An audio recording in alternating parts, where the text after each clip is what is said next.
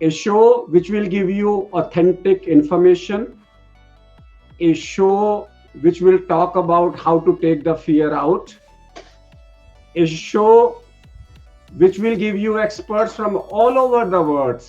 The topic of the day we have chosen, and that is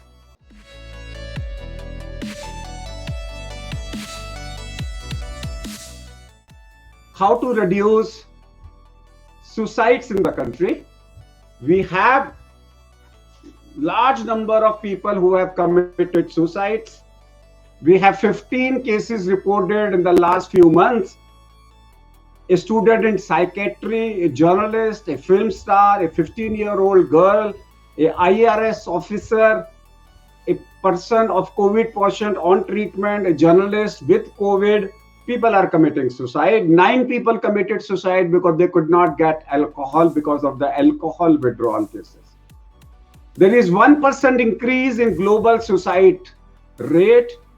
In India also, the suicides have doubled. For every 100 cases, 20 patients today are going online consultations for mental health. There is 180% increase in mental health consultations online. We have seen that in 1918-19, when there was a Spanish flu, there was increased cases of suicide. In 2003, similarly, we saw after SARS, the rates of suicide increased. From March 12 to April 11, in 1 month, the media reported 49 suicides, with hanging 55.6%, jumping from a floor 16.7%, and cut throat 16.7%. So let's invite our faculty of the day today. I have with me Dr. Anjali Chhabria. She is a leading psychiatrist. She is a leading psychiatrist and psychotherapist and author of the book, Death is Not the Answer. And that's what the topic is, death is not the answer. Understanding suicide and the ways to prevent it.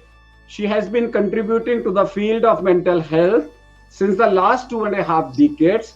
She runs a Mind Temple, a mental health center in Mumbai that caters to the psychiatric, emotional, and behavioral needs of the individuals.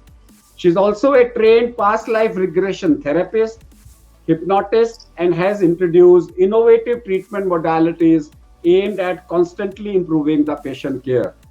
Welcome, Anjali ji, in our show. I have also with me Dr. Sanjay Chugh, a known face in the Times of India group for the last 40 years, a senior consultant neuropsychiatrist. He did his MBBS and then MD in psychiatry in 1991. He has been running his consultancy practice ever since. His areas of specialization are addiction medicine, non-invasive brain stimulation, erectile dysfunction, past life regression therapy and hypnosis, Botox for psychiatric disorders, and adult and adolescent psychiatry. He has trained under and collaborated with leading practitioner institutes of different specialties at a global level. He is an active columnist with leading newspapers and magazines in India. He features regularly on various television and radio shows addressing mental health concerns. So welcome, Sanjay, to our show. This is our first show. The idea is to give to the people authentic information. No fear, not frightening, a positive messages.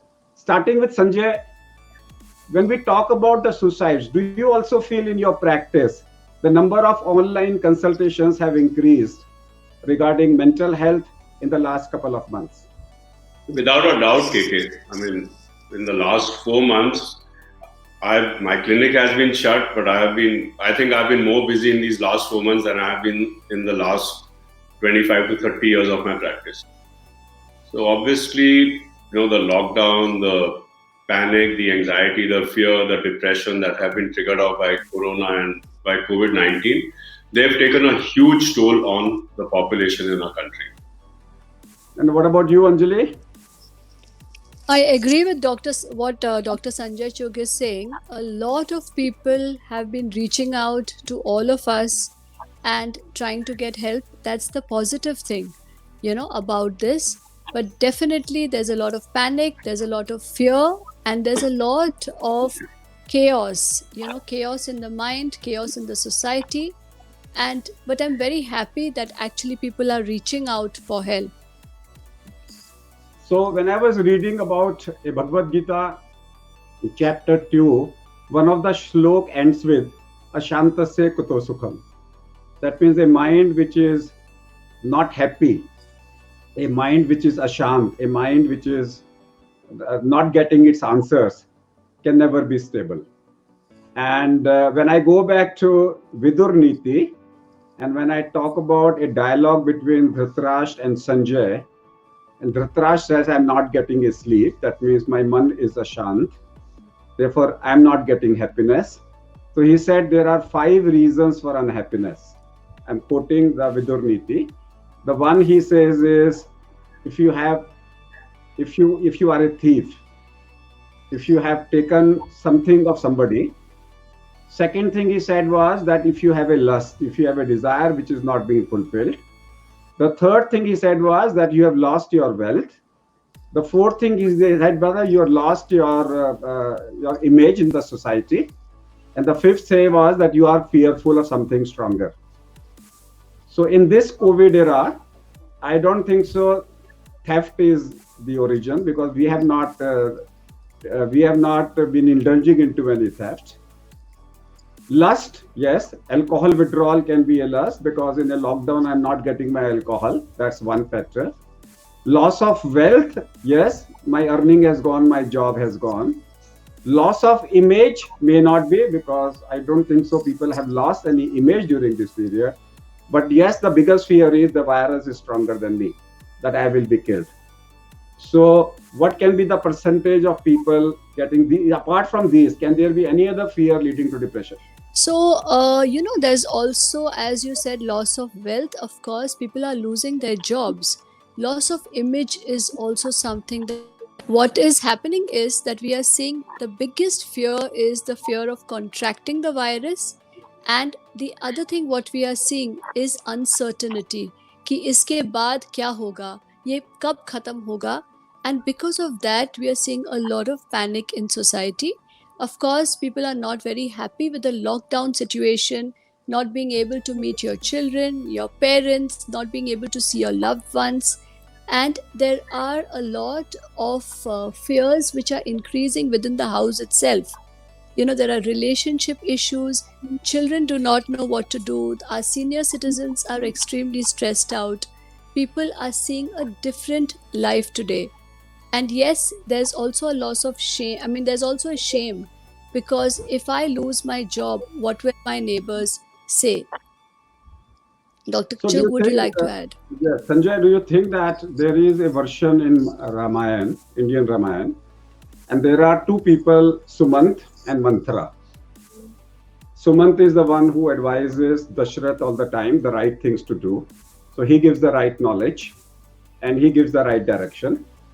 And on the contrary, we have Manthara, whose job is to instigate Kekai. So therefore, during this phase, there are 2 types of knowledge we are getting. The Sumant language, Sumant knowledge, which is positive. And we are also getting a Manthara type of a knowledge, which is creating fear, which is called WhatsApp University, which is not authenticated information. You are getting headlines which are not authenticated. You are getting headlines which are creating a fear, which are creating claims.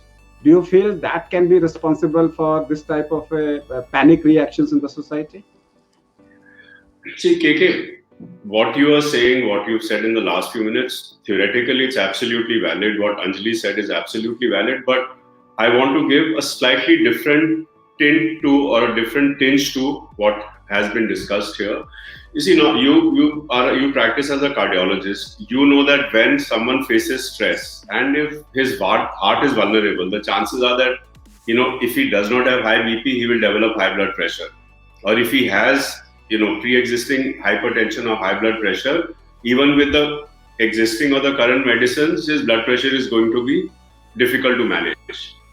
Which means that this person has a vulnerability inside his heart or inside his cardiac system where stress is concerned.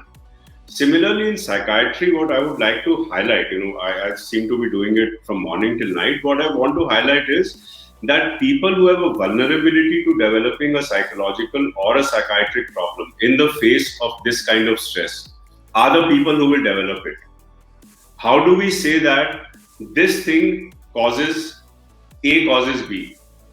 You will be able to say that when everyone who has A develops B as an illness, and conversely, everyone who has developed B should have had A as a causative factor. Now, in a country which has a population of 130 crores, how many people have developed depression? How many people have developed obsessive compulsive disorder? How many people have had panic attacks? How many people have developed let's say a generalized anxiety disorder? In actual terms, the percentages are, if the numbers that I am seeing, they have gone up, the numbers that Anjali has been seeing, they have gone up, it probably is not an accurate representation of the changes taking place in society.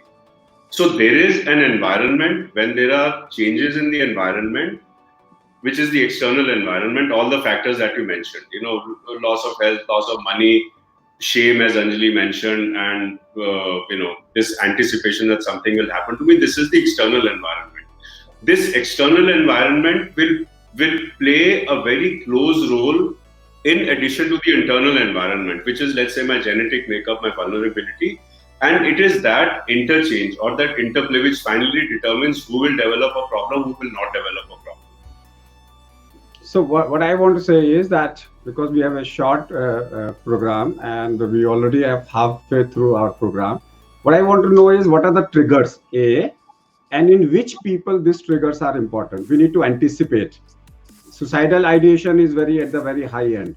At what level we should talk to the people at this particular time? This is the highest level of stress at this moment.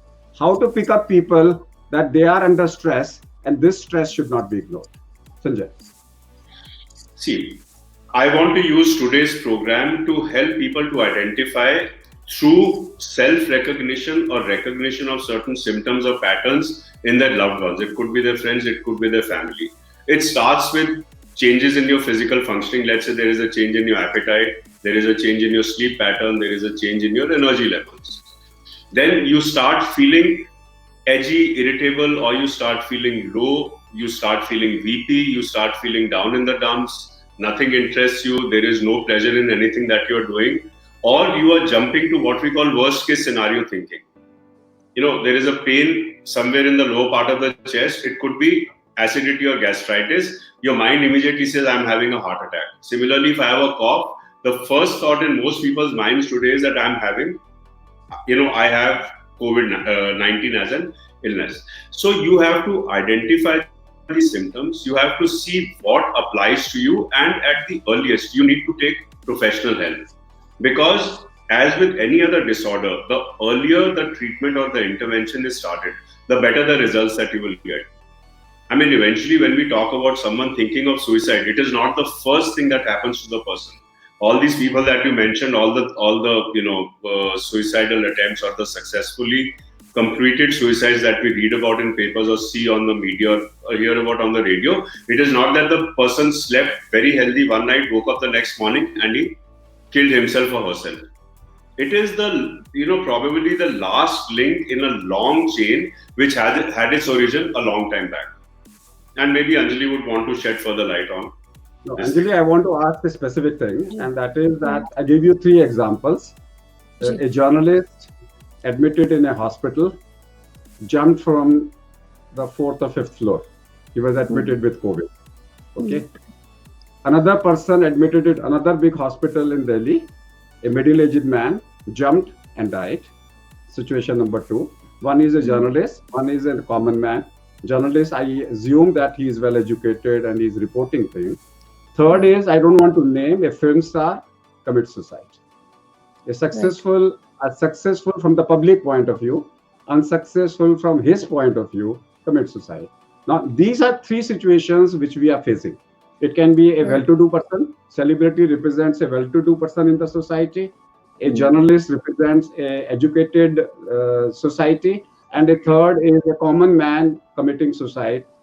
In the COVID era, how to pick up these people? These are tip of an iceberg.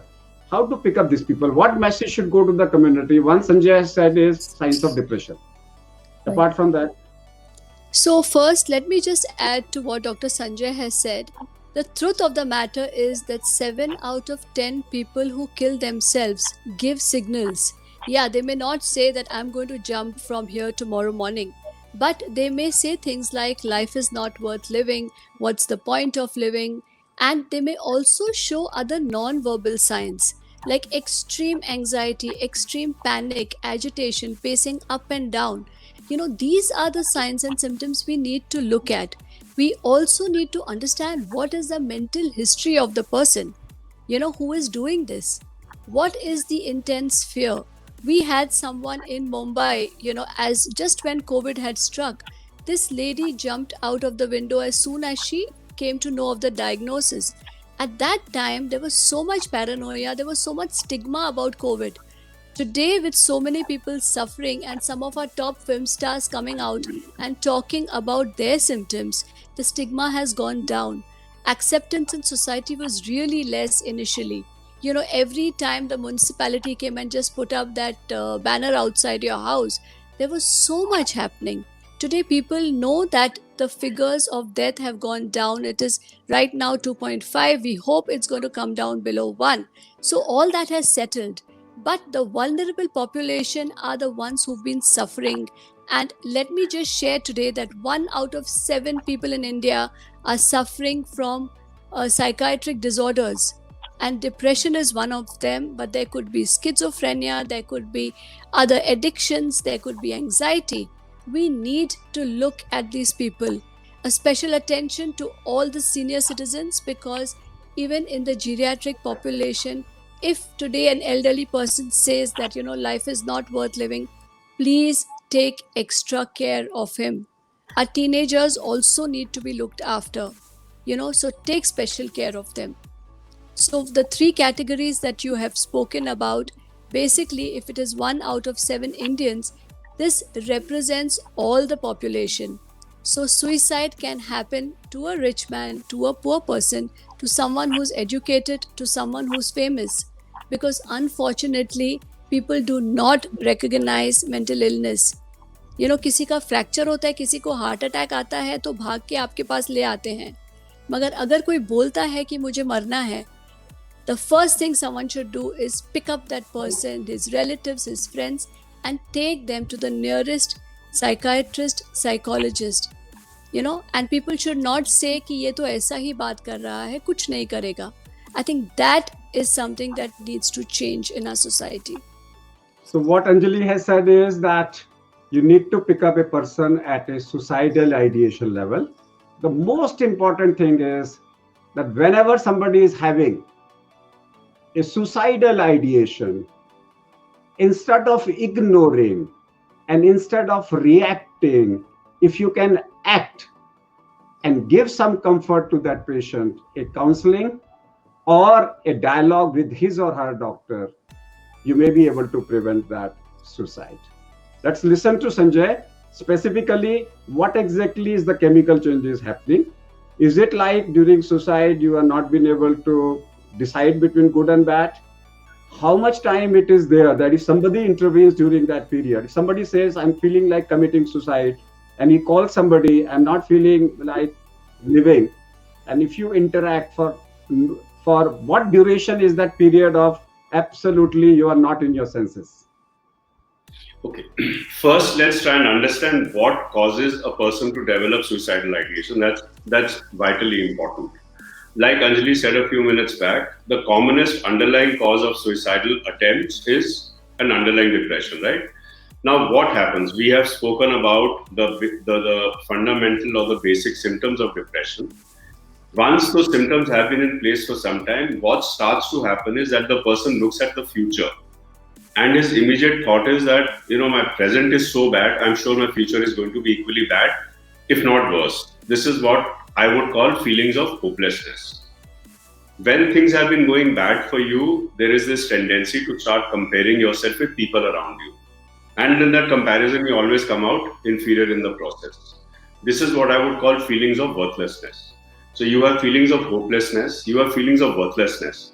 and the person has tried to deal with whatever he has been going through. He has put in whatever resources he had, and then he reaches a stage where he feels completely trapped, and he says that I am helpless. So where these three things are present, a combination of hopelessness, worthlessness, and helplessness, this becomes a very fulminant trigger for the next stage of thinking, because now the mind starts thinking that I cannot do anything to help myself. I am worse than anyone else that I know, and I don't see things changing for the better for me. And the next thought which comes in is that this kind of life is not worth living. Now, someone who is 20, 25, 30, 40, 50 years of age in a reasonably good state of physical health, he starts to tell himself that life is not worth living. But if you are in reasonably good physical health, you are not going to get quote unquote relief through natural means. And that is when the seeds of the suicidal ideation or the suicidal thoughts are planted, where he starts to say to himself that life is not worth living. I am not going to die a natural death. So let me do something, because in his mind, this is the only solution that he has. It represents an end to his misery. Now, if someone comes to me in my clinic, which happens all the time, I mean, suicidal ideation with a possibility of a suicidal attempt is probably the biggest emergency that a psychiatrist would need to deal with.